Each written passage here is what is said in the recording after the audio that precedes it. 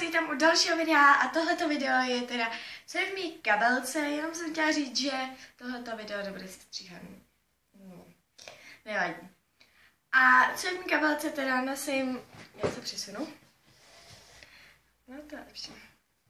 Nosím teda takovouhle kabelku, pořád ji teda nenosím. Nosím třeba i pytle od Batu, nebo od Adidas, nebo od Nike. Prostě tak. A jdeme na to. Takže. Nejdřív začnu asi, co bylo v tomhle. A v tomhle to mám tušku od Aerobic Dancer Kladno. Potom tam mám kryt na mobil od Claire. Já se ještě pořád přesunu.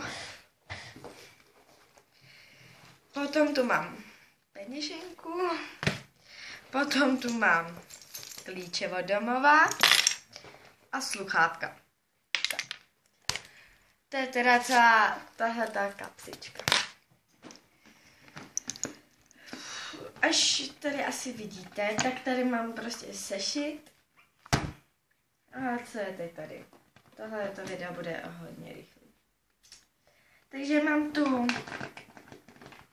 Prostě já si nikdy nemůžu rozhodnout taký EOS, tak si prostě vezmu vždycky všechno. Maple raspberry, coconut milk a blueberry. Potom rtěnku od Miss Party. V odstínu 212 Sharp Pink. Potom tu mám nabíječku od telefonu.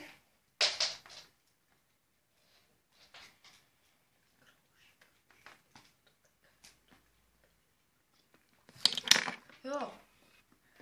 No a poslední 3 věci. Kapesníky. Potom tu mám můni. No a potom třeba, když si dám sluneční brejle, tak si do toho vrátím. Prostě brejle. A mám stejný jako ty ryblice. Tyhle ty brejle. Prostě mám taky. Takže super. A tohle to je taky z Claire's. Takže tohle to je pro dnešní video všechno. Mějte se hezky a ahoj.